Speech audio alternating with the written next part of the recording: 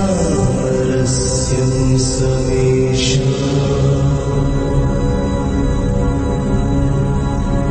एकं सर्वं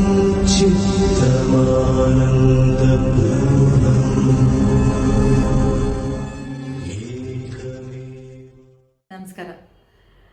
ನಾನು ಪದ್ಮಾವಸಂತಿ ಫಿಲ್ಮ್ ಆರ್ಟಿಸ್ಟ್ ಮಾತಾಡ್ತಾ ಇದ್ದೀನಿ. ನಾನು ನಾಗರಾಜ್ ಕೋಟೆಯವರ ಮನೆಗೆ ಬಂದಿದ್ದೀನಿ. ಅಸ್ಟ್ರಾಲಜಿ ನನ್ನ ಮಗಳ ಜಾತಕದ ಬಗ್ಗೆ ತಿಳ್ಕೊಳ್ಳೋದಕ್ಕೆ ಮುಂಚೆ ಕೊಟ್ಟಿದ್ದೆ ನಾನು ಡೀಟೇಲ್ಸ್ ಎಲ್ಲ. ಅದ್ರ ಬಗ್ಗೆ ನೀವು ಕುಂಡ್ಲಿ ಬರ್ಕೊಡಿ ದಯವಿಟ್ಟು ಅಂತ ಕೇಳಿದ್ದಕ್ಕೆ ಅವರು ತುಂಬ ಸಂಕ್ಷಿಪ್ತವಾಗಿ ಅವಳದು ಓದಿ ಹೇಳಿದ್ರು. ನನಗೆ ಆ್ಯಸ್ ಇಟ್ ಈಸ್ ಅವಳ ಭಾವನೆ ಬಿಹೇವಿಯರು ಎಲ್ಲ ಹೇಗಿದೆಯೋ ಹಾಗೇ ಇದೆ, ಅದನ್ನೇ ಹೇಳಿದ್ದಾರೆ. ಯಾವುದೂ ಕಮ್ಮಿ ಅಥವಾ ಯಾವುದು ಜಾಸ್ತಿ ಆ ಥರದ್ದೇನೂ ಇಲ್ಲ. ಎಲ್ಲ ನೀಟ್ ಕ್ಲಿಯರ್ ಪಿಕ್ಚರ್ ಕೊಟ್ಟರು ನನಗೆ. ಅದು ನನಗೆ ತುಂಬಾ ಸಂತೋಷ ಆಗಿದೆ. ಎಲ್ಲರಿಗೂ ನಮಸ್ಕಾರ. ನಾನು ನಿಮ್ಮ ಮಿಮಿಕ್ರಿ ಗೋಪಿ ಮಾತಾಡ್ತಾ ಇದ್ದೀನಿ. ಸ್ನೇಹಿತರೆ, ನನ್ನ ಗುರುಗಳಾದಂಥ ನಾಗರಾಜ್ ಕೋಟೆಯವರು, ಅವರು ಸಿನಿಮಾ ಕಲಾವಿದರು ಹೌದು, ನಾಟಕ ಕಲಾವಿದರು ಹೌದು, ನಿರ್ದೇಶಕರು ಹೌದು, ಸಾಹಿತಿಗಳು ಹೌದು. ಇಂಥ ಕಲಾವಿದರ ಒಬ್ಬ ಜ್ಯೋತಿಷಿ ಇದ್ದಾನೆ ಅಂತ ನನಗೆ ಸುಮಾರು 10 ವರ್ಷಗಳ ಹಿಂದೆನೇ ಗೊತ್ತಿತ್ತು. ಯಾಕಂದರೆ 10 ವರ್ಷಗಳಿಂದ ಸತತ ಪ್ರಯತ್ನದಿಂದ, ಆಳವಾದ ಅಧ್ಯಯನದಿಂದ ಅವರು ಇವತ್ತು ಮನೋ ಆಸ್ಟ್ರೋ ಅನ್ನೋ ಒಂದು ಜ್ಯೋತಿಷ್ಯ ಪ್ರಾರಂಭ ಮಾಡಿದ್ದಾರೆ. ಜಾತಕಗಳಾಗಲಿ, ಮತ್ತೊಂದಾಗಲಿ, ಮಗದೊಂದಾಗಲಿ, ಅಲ್ಲಿ ನೀವು ಟ್ಯಾಗ್ಲೈನ್ ನೋಡ್ಬೋದು. ಒಂದು ಭೂತಕಾಲದ ನೆನಪು, ವರ್ತಮಾನ ಕಾಲದ ಅರಿವು, ಹಾಗೆಯೇ ಭವಿಷ್ಯತ್ ಕಾಲದ ಸುಳಿವು, ಮನೋ ಆಸ್ಟ್ರೋ ಅಂತ ಬರೆದಿದ್ದಾರೆ. ವೈಜ್ಞಾನಿಕ ಚಿಂತನೆಯಿಂದ ಕೂಡಿದಂಥ ಇವರ ಒಂದು ಆಸ್ಟ್ರಾಲಜಿನ ನೀವೆಲ್ಲರೂ ಕೇಳಿ. ನಾನು ನನ್ನ ಮಗನ ಜಾತಕವನ್ನು ಬರೆಸಿದೆ. ಎಷ್ಟು ಪಕ್ಕಾ ಹೇಳಿದ್ದಾರೆ ಅಂತ ಹೇಳಿದ್ರೆ, ನಿಜವಾಗ್ಲೂ ನನ್ನ ಜಾತಕವನ್ನು ಕೂಡ ಅವರು ಬರೆದು ಹೇಳಿದ್ರು. ತುಂಬ ಚೆನ್ನಾಗಿ ಹೇಳ್ತಾರೆ, ವೈಜ್ಞಾನಿಕ ಚಿಂತನೆಯನ್ನು ಮೂಡಿಸ್ತಾರೆ. ಯಾವುದೇ ಭಯ ಗಾಬರಿ ಇಲ್ಲದೆ ನಮಗೆ ಒಂದು ಪಾಸಿಟಿವ್ ಎನರ್ಜಿ ಬರಬೇಕು. ಹಾಗೆ ನಮ್ಮ ಭವಿಷ್ಯದ ಬಗ್ಗೆ, ಇರುವಿಕೆಯ ಬಗ್ಗೆ ಅವರು ಹೇಳ್ತಾರೆ. ಅವರ ಮಾರ್ಗದರ್ಶನವನ್ನು ನಾವೆಲ್ಲರೂ ಪಡ್ಕೊಳ್ಳೋಣ. ಬನ್ನಿ, ಎಲ್ಲರಿಗೂ ನಮಸ್ಕಾರ. ನನ್ನ ಹೆಸರು ಮಾಧುರಿ ಅಂತ. ಇವ್ರು ನನ್ನ ಹಸ್ಬೆಂಡ್ ನಂದೀಶ್, ನನ್ನ ಮಗಳು ವಿಭಾ. ನಾನು 2023ನಲ್ಲಿ ಮನೋ ಆಸ್ಟ್ರೋ ಮತ್ತು ನಾಗರಾಜ್ ಕೋಟೆ ಗುರುಗಳನ್ನ ಮೀಟ್ ಮಾಡೋದಕ್ಕೆ ಅಂತ ಬಂದಿದ್ದೆ. ನನಗೆ ಪ್ರಾಬ್ಲಮ್ ಏನಿರ್ತಿತ್ತು ಅಂದರೆ, ನನಗೆ 7 ಇಯರ್ಸಿಂದ ಮಗು ಇರಲಿಲ್ಲ. ಪ್ಲಸ್ ನನಗೆ ಮಗು ಆಗೋದಕ್ಕೆ ನಾನು ಪ್ರೆಗ್ನೆಂಟ್ ಆಗ್ತಿದ್ದೆ, ಕನ್ಸೀವ್ ಆಗ್ತಿದ್ದೆ, ಬಟ್ ಅದು ಯಾವುದೂ ನಂಗೆ ಸಕ್ಸಸ್ ಆಗ್ತಾ ಇರಲಿಲ್ಲ. ಸರ್ ಒಂದಷ್ಟು ಸಿಂಪಲ್ ಸೊಲ್ಯೂಷನ್ಸ್ನ ಕೊಟ್ಟಿದ್ರು. ಆ ಸಿಂಪಲ್ ಸೊಲ್ಯೂಷನ್ಸ್ ನಮಗೆ ತುಂಬಾ ಚೆನ್ನಾಗಿ ಬಂದಿದೆ, ತುಂಬ ಚೆನ್ನಾಗಿ ವರ್ಕ್ ಆಗಿದೆ. ಇವತ್ತು ನಾನು ಅವ್ರನ್ನ ಮತ್ತೆ ಮೀಟ್ ಮಾಡೋದಕ್ಕೆ ಬಂದಿದ್ದೀನಿ. ನಾನು ನನ್ನ ಹಸ್ಬೆಂಡ್ ಮಾತ್ರ ಬಂದಿಲ್ಲ, ನಮ್ಮ ಜೊತೆ ನಮ್ಮ ಕನಸು, ನಾವು ಏನನ್ನ 7 ಇಯರ್ಸಿಂದ ಬೇಕು ಅಂತ ಬಯಸ್ತಾ ಇದ್ವಿ, ಆ ಪುಟ್ಟ ಕನ್ನಮ್ಮ ಕೂಡ ನಮ್ಮ ಜೊತೆ ಬಂದಿದ್ದಾಳೆ. ಸೊ ನಮಗೆ ತುಂಬ ಖುಷಿ ಇದೆ. ಸರ್ ಕಡೆಯಿಂದ ನಮಗೆ ತುಂಬ ಒಳ್ಳೆಯದಾಗಿದೆ. ನನ್ನದು ಗ್ರ್ಯಾಟಿಟ್ಯೂಡ್ನ ಎಕ್ಸ್ಪ್ರೆಸ್ ಮಾಡೋದಕ್ಕೆ ಅಂತ ನಾವಿವತ್ತು ಬಂದಿದ್ದೀವಿ. So heartfelt thank you to Nagaraj Kote ಗುರುಗಳು. ನಮಗೆ ತುಂಬ ಖುಷಿ sir. Thank you so much. सारस्यं समेषाम्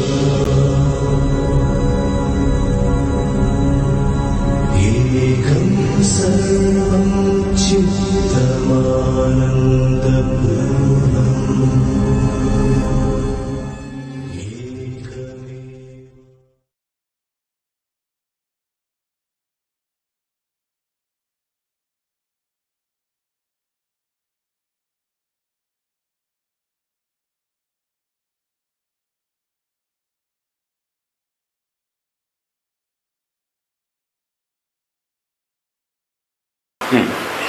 ಒಬ್ಬರು ಹೇಗೆ ಡಿಸೈನ್ ಮಾಡಬೇಕು ಭೂಮಂಡಲದಲ್ಲಿ ಅನ್ನೋದನ್ನ ಹೇಳ್ತಾ ಹೋಗ್ತಾರೆ, ಒಬ್ಬರು ಬರಿತಾ ಹೋಗ್ತಾರೆ.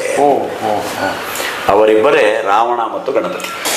ಇವನ್ ಮೂಗ್ಯಾಕಾಗಲ್ಲ, ಇವ್ರ ಕೂದ್ಲ್ಯಾಕೆ ತೆಳು, ಇದು ಯಾಕೆ ದಪ್ಪ, ಇವರ ಇದು ಭುಜ ಹಿಂಗೆ ಹಾಕಿದೆ, ಕೆಲವರು ಹಿಂಗೆ ಹಾಕಿದೆ. ನನ್ನ ಮಗ ನಾನು ಸಾಕ್ತಾನ, ಇಷ್ಟು ಹೇಳ್ಬಿಟ್ರೆ ಇಲ್ಲಿ ಪುಟ್ಟಿಂಗರುಗಳೇ. ನಾರದ ಮುನಿಗಳು ಕೂಡ ಅದ್ಭುತವಾದ ಜ್ಯೋತಿಷಕ. ಬಟ್ ಪಾರ್ವತಿ ತಲೆಗೆ ಬಂದಿರತಕ್ಕಂಥ ವಿಷಯ ಸಾಮಾನ್ಯವಾದುದಲ್ಲ. ಹಸುಗೆ ಎಷ್ಟು ಕಾಲಿರ್ಬೇಕು, ಕೋಳಿಗೆ ಎಷ್ಟು ಕಾಲಿರ್ಬೇಕು, ಕುರಿಗೆ ಎಷ್ಟು ಕಾಲಿರ್ಬೇಕು. ವ್ಯಾಸರಿದ್ದಾರೆ, ನಾರದ ಮುನಿಗಳಿದ್ದಾರೆ. ಜ್ಯೋತಿಷ್ಯ ಪಿತಾಮಹ ಆದಿ ರಾವಣ. ಶಿವ ಮತ್ತೆ ವಿಷ್ಣು ಸೇರಿ ಬ್ರಹ್ಮನ ಹತ್ರ ಹೋಗ್ತಾರೆ. ಬ್ರಹ್ಮನ ಹತ್ರ ಹೋಗಿ ಈ ವಿಷಯನ ಡೀಟೇಲ್ಸ್ ಹೇಳ್ತಾರೆ. ಪಾರ್ವತಿ ಈ ತರ ಒಂದು ತಲೆಗೆ ವಿಚಾರ ಬಂದ್ಬಿಟ್ಟಿದೆ, ಇದೇನ್ ಮಾಡೋದು.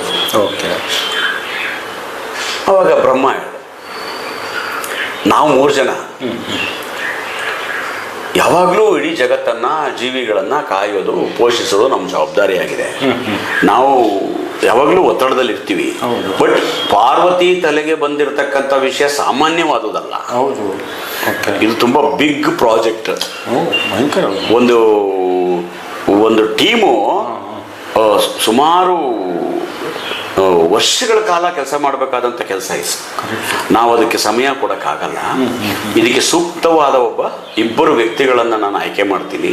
ಆ ಕೆಲಸನ ಇವ್ರಿಗೆ ವಹಿಸ್ಬಿಡುವ. ಒಬ್ಬರು ಹೇಗೆ ಡಿಸೈನ್ ಮಾಡಬೇಕು ಭೂಮಂಡಲದಲ್ಲಿ ಅನ್ನೋದನ್ನ ಹೇಳ್ತಾ ಹೋಗ್ತಾರೆ, ಒಬ್ಬರು ಬರಿತಾ ಹೋಗ್ತಾರೆ. ಅವರಿಬ್ಬರೇ ರಾವಣ ಮತ್ತು ಗಣಪತಿ. ರಾವಣ ಮತ್ತು ಗಣಪತಿ. ಅದ್ಭುತ ಕಾಂಬಿನೇಷನ್. ಅಂದ್ರೆ ರಾವಣ ತ್ರೇತಾಯುಗದಲ್ಲಿ ರಾವಣ ಅಂತ ಹೆಸರು. ಅವರಿಗೆ ಕೃತಯುಗದಲ್ಲಿ ಬೇರೆ ಅವತಾರದಲ್ಲಿ ಇರ್ತಾರೆ. ಅವರು ತ್ರೇತಾಯುಗದಲ್ಲಿ ರಾವಣ ಆಗ್ಬಿಟ್ಟೋದು. ಶಿವನ ಭಕ್ತನಾಗಿ ಇದ್ದವರು ಇಲ್ಲಿಗೆ ಅಲ್ಲಿ ಕೃತಯುಗದಲ್ಲಿ ಶಿವನ ಭಕ್ತರಾಗಿದ್ದವರು. ಜ್ಯೋತಿಷ್ಯ ಪಿತಾಮಹ ಆದಿಸ್ ರಾವಣ. ಹೌದಾ? ಆವಾಗ ರಾವಣಕ್ಕೆ ಮತ್ತು ವಹಿಸಿದಾಗ ಕೃತಯುಗದಲ್ಲಿ ಅವರು ಆ ಕೆಲಸವನ್ನ ಮಾಡ್ತಾ ಹೋಗ್ತಾರೆ. ರಾವಣ ಮತ್ತು ಗಣಪತಿ ಇಡೀ ಒಂದು ಪ್ರಪಂಚ ಯುಗಗಳ ಬದಲಾವಣೆ ಆದಾಗ, ಭೂಮಂಡಲ ಅಂತ ಒಂದು ಬಂದಾಗ, ಕಲಿಯುಗ ಅಂತ ಒಂದು ಬಂದಾಗ, ತ್ರೇತಾಯುಗ ಅಂತ ಬಂದಾಗ, ದ್ವಾಪರ ಯುಗ ಅಂತ ಬಂದಾಗ, ಜನರು ಜೀವಿಸಲಿಕ್ಕೆ ಅನುಕೂಲವಾದಂತಹ ಪ್ರಕೃತಿಯನ್ನ ಅವರು ಹೇಗೆ ಬಳಸಿಕೊಳ್ತಾರೆ, ಪ್ರಕೃತಿ ಹೇಗೆ ಫಲ ಕೊಡ್ತಾವೆ, ಇವರು ಯಾವ್ಯಾವ ಕೆಲಸಗಳನ್ನ ಯಾವ್ಯಾವ ಪಂಗಡದವರು ಮಾಡ್ಕೊಂಡು ಹೋಗ್ತಾರೆ, ಅವರ ಜೀವನ ಹೆಂಗೆ ಡಿಸೈನ್ ಆಗುತ್ತೆ, ಅವರವರಲ್ಲೇ ಒಡಂಬಡಿಕೆಗಳು, ಒಮ್ಮತಗಳು, ಪರಸ್ಪರ ಸಂಬಂಧಗಳು ಹೇಗಾಗ್ತವೆ, ಗಂಡ ಹೆಂಡತಿ ಮಕ್ಕಳು ಸಂಬಂಧ, ಹೆಂಡತಿ ಪತ್ನಿ, ಒಂದು ತೆಂಗಿನ ಮರ ಅದು ಎಷ್ಟು ಹೈಟ್ ಹೋಗ್ಬೇಕು, ಎಷ್ಟು ವರ್ಷ ಆದ್ಮೇಲೆ ಅದು ಫಲ ಬಿಡಬೇಕು, ಇವೆಲ್ಲ ಬರುತ್ತಾ? ಎಲ್ಲ ಬಂದ್ಬಿಡುತ್ತೆ. ಗಿಡ ಮರ ಬಳ್ಳಿ ಹೂವು, ಹಸುಗೆ ಎಷ್ಟು ಕಾಲಿರ್ಬೇಕು, ಕೋಳಿಗೆ ಎಷ್ಟು ಕಾಲಿರ್ಬೇಕು, ಕುರಿಗೆ ಎಷ್ಟು ಕಾಲಿರ್ಬೇಕು, ಯಾವ ಕಾಲಿನ ಎಷ್ಟು ಕಾಲಿನ ಪ್ರಾಣಿ ಯಾವ್ದು ಮಾಡುತ್ತೆ, ದ್ವಿಪಾದ, ತ್ರಿಪಾದ, ಚತುಷ್ಪಾದ, ಏಕಪಾದ. ಎಂತ ಪ್ರಾಜೆಕ್ಟ್ ಇದು! ಇಷ್ಟನ್ನು ಅವರು ಕೂತು ಡಿಸೈನ್ ಮಾಡ್ತಾ ಹೋಗ್ತಾರೆ. ಇದಿಷ್ಟು ಡಿಸೈನ್ ಕೃತಯುಗದಲ್ಲಿ ಆಗತ್ತೆ. ರೋಮಾಂಚನ ಆಗುತ್ತೆ ಕೇಳ್ತಾ ಇದ್ರೆ ನಮ್ಗೆ. ಎಷ್ಟು ಅದ್ಭುತವಾಗಿದೆ ಸರ್. ಕೃತಯುಗದಲ್ಲಿ ಇಷ್ಟು ಡಿಸೈನ್ ಆಗುತ್ತೆ. 16 ಲಕ್ಷ ವರ್ಷ ಅದು ಕೃತಯುಗ. 12 ತ್ರೇತಾಯುಗ, 8 ದ್ವಾಪರ ಯುಗ, 4 ಲಕ್ಷ ಕಲಿಯುಗ. ಅದು ನೋಡಿ ಕಮ್ಮಿ ಆಗ್ತಾ ಬರ್ತದೆ ನೋಡಿ. ಕರೆಕ್ಟ್ ಕಮ್ಮಿ ಆಗ್ತಾ ಬರ್ತದೆ, ಸಂಖ್ಯೆ ಕಡಿಮೆ.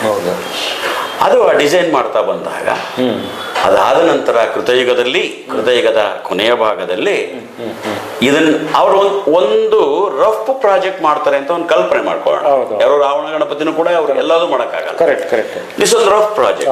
ಆಮೇಲೆ ಬಂದಂತ ಋಷಿಗಳು ನೆಕ್ಸ್ಟ್ ಸ್ಟೆಪ್ ಅವರು ಹ್ಯಾಂಡ್ ಓವರ್ ತಗೊಂಡು ಅದೊಂದು 4 ಋಗ್ವೇದ ಮಾಡಿ, 18 ಪುರಾಣ ಮಾಡಿ, ಉಪನಿಷತ್ತುಗಳನ್ನು ಮಾಡಿ, ಎಲ್ಲದರಲ್ಲೂ ಅದರದ್ದು ಸೇರ್ಪಡೆ ಆಗ್ತಾ ಹೋಗುತ್ತೆ ಮನುಷ್ಯನ ಜೀವನ. ಮತ್ತೆ ಇದು ಋಷಿಮುನಿಗಳ ಪಾತ್ರನೂ ಅಷ್ಟೇ ಇದೆ ಇಲ್ಲಿ ತುಂಬಾ. ನಮ್ಮ ಜಾತಕದ ವಿಚಾರಕ್ಕೆ ಬಂದ್ರೆ ಅವರೊಂದು ನಿಮ್ಗೆ ಟೋಟಲಿ ಕೇಳಿದಕ್ಕೆ ಒಂದು ದೊಡ್ಡ ಪ್ರಶ್ನೆಗೆ ಉತ್ತರ ಸಿಕ್ತು. ನೀವು ಕೇಳಿದ ಸರಿಯಾದ ಉತ್ತರ ಎಲ್ಲಿದೆ ಅಂದ್ರೆ, ಈ ಜ್ಯೋತಿಷ್ಯ ಶಾಸ್ತ್ರ ರಾವಣ ಮತ್ತೆ ಗಣಪತಿ ಕೂಡ ಅದರಲ್ಲಿ ಕೂಡ ರಚನೆಯಲ್ಲಿ ಅವರು ಪ್ರಮುಖರಾದರೂ ಕೂಡ ಅದನ್ನ ವಿಸ್ತಾರಗೊಳಿಸಿದ್ದು ನೋಡುವ, ಕೇಳುವ, ಅದನ್ನು ಹೇಳುವ ಜನರಿಗೆ ಅನುಕೂಲವಾಗುವಂತೆ ಶಾಸ್ತ್ರವನ್ನ ಅದನ್ನ ಕಂಪ್ಲೀಟ್ ಪ್ರೆಸೆಂಟೇಷನ್ ಮಾಡೋದಕ್ಕೆ ಅನುಕೂಲ ಮಾಡಿಕೊಟ್ಟಿದ್ದು ವ್ಯಾಸರು, ಪರಾಶರರು. ಈ ರೀತಿ ಸಾವಿರಾರು ಮುನಿಗಳು, ಋಷಿಗಳು ಅವರು ಸೇರ್ಕೊಂಡಿರ್ತಾರೆ. ಮೇನ್ ವ್ಯಾಸರು ಮೇನ್ ಇದ್ದಾರೆ ಇಲ್ಲಿ. ವ್ಯಾಸರಿದ್ದಾರೆ, ನಾರದ ಮುನಿಗಳಿದ್ದಾರೆ, ಪರಾಶರರಿದ್ದಾರೆ. ನಿಮ್ ವ್ಯಾಸರಿಗಿಂತ ಮುಂಚೆ ನಾರದ ಇದ್ದಾರೆ. ಕರೆಕ್ಟ್. ಕೃತಯುಗದಿಂದ ಇದ್ದಾರಲ್ಲ. ಖಂಡಿತ. ನಾರದ ಮುನಿಗಳು ಕೂಡ ಅದ್ಭುತವಾದ ಜ್ಯೋತಿಷಕ. ಅವಾಗೆಲ್ಲ ಏನು ಅವ್ರ ಕಾಲದೆಲ್ಲ ಜಾತಕ, ಈ ಕೋಣ್ಲಿ ಎಲ್ಲ ಬೇಕಿತ್ತಿಲ್ಲ. ಅವ್ರಿಗೆ ಗಂಡು ಮುಚ್ಕೊಂಡ್ರೆ ಅಲ್ಲಿ ಏನ್ ನಡೀತಿದೆ ಗೊತ್ತಾಗ್ತಾ ಇತ್ತು. ಪಿಕ್ಚರ್ ಬಂದ್ಬಿಡ್ತದೆ.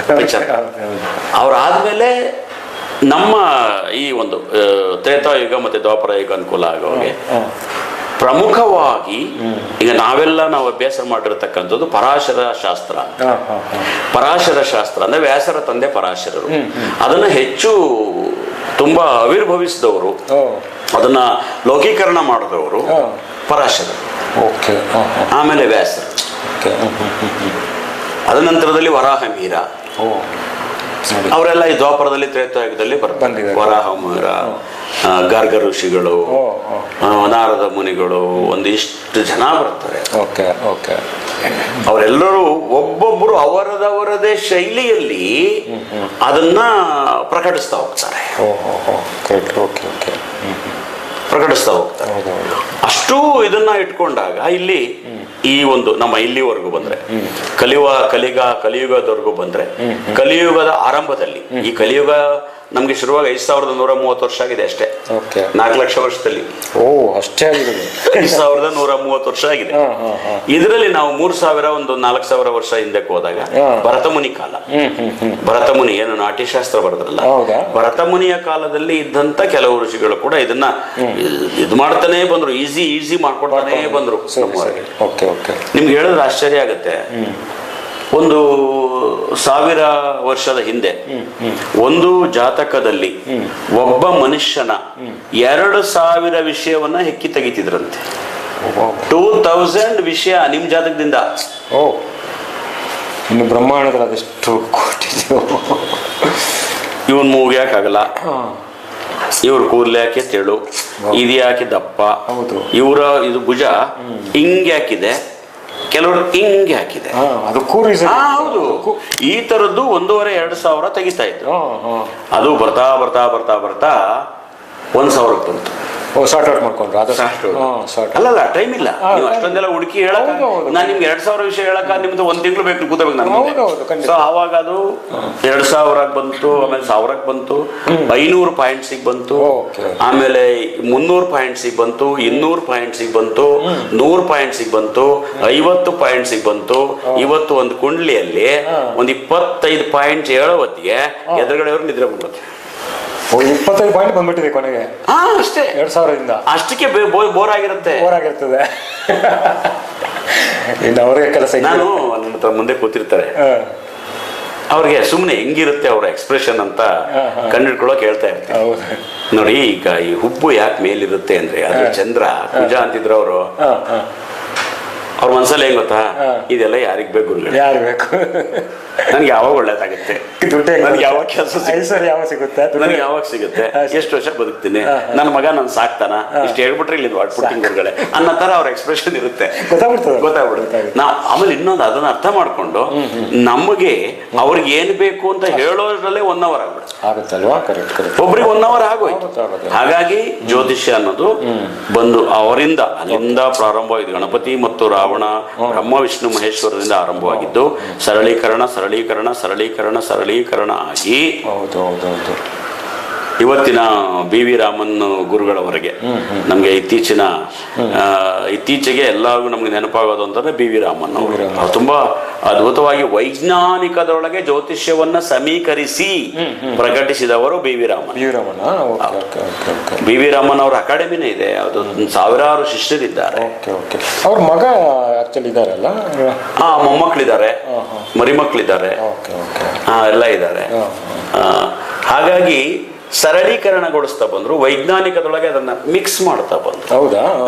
ಹಿಂದೆ ಈಗ ದ್ವಾಪರ ಯುಗ ಮತ್ತೆ ತ್ರೇತಾಯುಗದಲ್ಲಿ ವೈಜ್ಞಾನಿಕ ಇಲ್ಲ.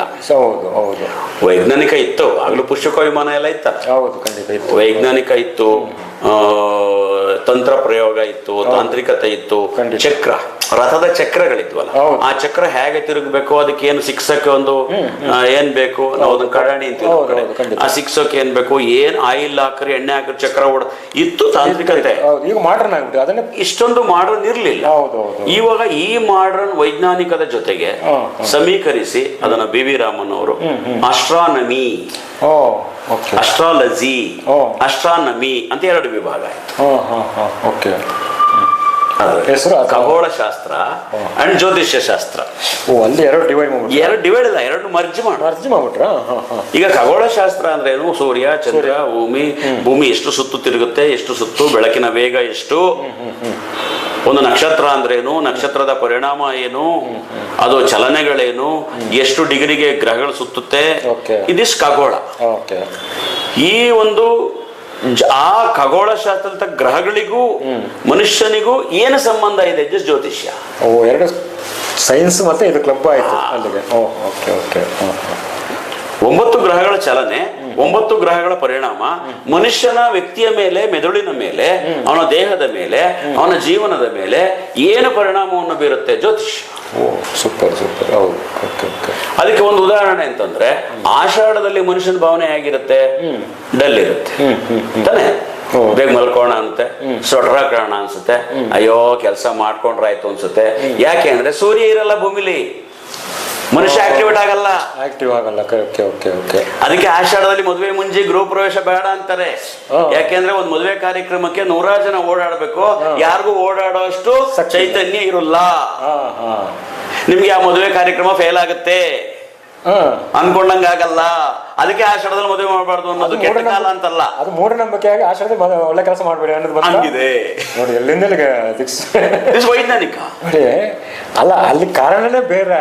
ಅದು ನಮ್ ಜನ ಏನ್ ತಿಳ್ಕೊಂಡ್ರು, ಇಲ್ಲ ಅದು ಇದು ಕೆಟ್ಟ ಕಾಲ, ಕೆಲಸ ಮಾಡಬಾರ್ದು, ಒಳ್ಳೇದಾಗಲ್ಲ ಅಲ್ಲ. ಓ, ಇದು ರೀಸನ್, ಇದು ಹಿಂಗೆ ಅದ್ಭುತವಾಗಿದೆಲ್ಲ. ಆಕ್ಟಿವೇಟ್ ಆಗಲ್ಲ. ನಿಮ್ ಬೆಳಿಗ್ಗೆ 6 ಗಂಟೆಗೆ ದಾರ ಎದ್ಬಿಟ್ರೆ, ನೀವು ಆಷಾಢದಲ್ಲಿ ಮದುವೆ ಇಟ್ಕೊಂಡ್ರೆ 6 ಗಂಟೆಗೆ ಯಾರು ಎದ್ದೇ ಬರಲ್ಲ. ಓಕೆ ಓಕೆ, ಕರೆಕ್ಟ್ ಕರೆಕ್ಟ್ ಅಲ್ವಾ? ಸೂರ್ಯ ಕಾಣಿಸಲ್ಲ, ಒಂಥರ ತಣ್ಣ ಗಾಳಿ, ಚೆನ್ನಾಗಿ ತಿಂದ್ಬಿಟ್ಟು ಮಲ್ಕೋಣ ಅನ್ಸುತ್ತೆ, ಕೋಲ್ಡ್ ಮೈ ಇದೆಲ್ಲ ಇರುತ್ತೆ, ಆಲಸ್ಯ ಇರುತ್ತೆ. ಇಲ್ಲಿ ಗೊತ್ತಾಗುತ್ತೆ ಗ್ರಹಗಳಿಗೂ ಮನುಷ್ಯನ ಜೀವನಕ್ಕೂ ಎಷ್ಟು ಸಂಬಂಧ ಇದೆ ಅನ್ನೋದಕ್ಕೆ. ನಿಮ್ಗೆ ಆಷಾಢ ಶ್ರಾವಣನೇ ಸಾಕು. ಓಕೆ ಓಕೆ, ಕರೆಕ್ಟ್ ಕರೆಕ್ಟ್ ಅಲ್ವಾ? ಹೌದು, ಖಂಡಿತ ಖಂಡಿತ. ಆಗಸ್ಟ್ಗೆ ಶ್ರಾವಣ ಬರುತ್ತೆ. ಹೌದು, ಶ್ರಾವಣ ಆಗಸ್ಟ್ ಇಂದ ಸ್ಟಾರ್ಟ್ ಆಗುತ್ತೆ ಅಲ್ವಾ? ಆಗ ಸೂರ್ಯ ಉತ್ತರಾಯಣದಿಂದ ದಕ್ಷಿಣಾಯಣಕ್ಕೆ ಬರ್ತಾನೆ. ದಕ್ಷಿಣಾಯಣಕ್ಕೆ ಬಂದಾಗ ಸೂರ್ಯನ ಪರಿಣಾಮ ಬೇರೆ ಆಗುತ್ತೆ, ಭೂಮಿ ಮೇಲೆ ಅದ್ರ ಪ್ರಭಾವ ಜಾಸ್ತಿ ಆಗುತ್ತೆ. ಹಿಂಗ್ ಕೂತಿದ್ದನು ಹಿಂಗ ಆಕ್ಟಿವೇಟ್ ಸೂರ್ಯನ ಬೆಳಕು ಎನರ್ಜಿ ಬರುತ್ತೆ. ಕರೆಕ್ಟ್. ಇದೇ ರೀತಿ ಬುಧ, ಗುರು, ಕುಜ ಎಲ್ಲರ ಪರಿಣಾಮವು ಭೂಮಿಯ ಮೇಲೆ ಜೀವಿಸುವವರ ಮೇಲೆ ಇರುತ್ತದೆ. ಆಷಾಢ ನೋಡಿ, ಆಷಾಢ ಮಾಸದಲ್ಲಿ ಯಾವ ಕೆಲಸ ಒಳ್ಳೇದಾಗಲ್ಲ. ಕೈ ಹಾಕಬೇಡಿ, ಒಳ್ಳೆ ಕೆಲಸ ಶುಭ ಕಾರ್ಯ ಆಗಲ್ಲ. ಕೈ ಹಾಕಬೇಡಿ ಅಂದ್ರೆ ನಿಜವಾದ ಪ್ರಯತ್ನ ಪರಿಪೂರ್ಣವಾಗಿರುವುದಿಲ್ಲ ಅಂತ. ಅದೇ ಇದು ಮೂಲ ರೀಸನ್ ಇದು ಗೊತ್ತಾಗ್ತದೆ. ನೀವು ಹೇಳ್ತಿರೋದು ಸತ್ಯ. ನಿಜವಾಗ್ಲು ಖಂಡಿತ ಕಣ್ ತೆರೆದಂಗೆ ಆಯ್ತೀವಿ ನೋಡಿ. ನನಗೆ ಅದು ಆಶೆ, ಅದು ಪ್ರಶ್ನೆ ಇತ್ತು ನನಗೆ ಆಕ್ಚುಲಿ. ಅದು ಯಾವ ಲೆವೆಲ್ಗೆ ನ್ಯಾಚುರಲ್ ಆಗಿ ಬಂತು ನಿಮ್ಮ ಬಾಯಿಂದ, ಅದು ಬಂದ್ಬಿಡುತ್ತೆ, ಸಾಂದರ್ಭಿಕವಾಗಿ ಬಂದ್ಬಿಡುತ್ತೆ. ಅದ್ಭುತವಾಗಿದೆ ನೋಡಿ. ಹೌದು, ಕರೆಕ್ಟ್. ನೋಡಿ, ನಿಮ್ಮ 2ನೇ ಪ್ರಶ್ನೆಗೆ ಉತ್ತರ, ಜಾತಕ ಅನ್ನೋದು ಎಲ್ಲಿಂದ ಬಂತು ಅನ್ನೋದಕ್ಕೆ ಬಹುಶಃ ಪ್ರೇಕ್ಷಕರಿಗೆ ಇದಕ್ಕೆ ಉತ್ತರ ಸಿಕ್ಕಿದೆ ಅನ್ಕೋತೀನಿ. ಖಂಡಿತ ಸಿಕ್ಕಿದೆ, 100% ಸಿಕ್ಕಿದೆ ಅನ್ಸುತ್ತೆ. ಯಾಕೆಂದ್ರೆ ಇದನ್ನ ಎಲ್ಲ ಅದ್ಭುತವಾದಂಥ ವಿಚಾರವನ್ನ ಅಲ್ಲಲ್ಲೇ ನಾನು ಕೆಲವೊಂದು ಯಾವಾಗ ಪಾಯಿಂಟ್ ಮಿಸ್ ಆಗಿರ್ಬೋದು, ಬಟ್ ನಮ್ಮ ಸಮಯದ ಅವಧಿಯಲ್ಲಿ ನಾವು ಡೈರೆಕ್ಟ್ ಆಗಿ ವಿಷಯಕ್ಕೆ ಬರ್ಬೇಕಲ್ಲ. ಇದನ್ನ ಇನ್ ಡೀಟೇಲ್ ಹೋಗಕ್ಕಾಗಲ್ಲ. ಇನ್ ಡೀಟೇಲಿಗೆ ಹೋದ್ರೆ ನಿಮ್ಗೂ ಕೇಳಕ್ಕೂ ಬೋರ್ ಆಗ್ಬಿಡುತ್ತೆ. ಹಾಗಾಗಿ ನಾವು ಅಲ್ಲಿ ಇಲ್ಲಿ ಓದಿರುವ ಗ್ರಂಥಗಳನ್ನ ಪರಿಶೀಲಿಸಿರುವ ಪ್ರಕಾರ, ಗುರುಗಳಿಂದ ನಾವು ತಿಳ್ಕೊಂಡಿರುವ ಪ್ರಕಾರ ಅದನ್ನ ಶಾರ್ಟ್ ಮಾಡಿ ನಿಮ್ಗೆ ತಲುಪಿಸುವ ಪ್ರಯತ್ನವನ್ನ, ನಿಮ್ಮ ಪ್ರಶ್ನೆಗೆ ಉತ್ತರವನ್ನ ಕೊಟ್ಟಿದ್ದೆ. Thank you.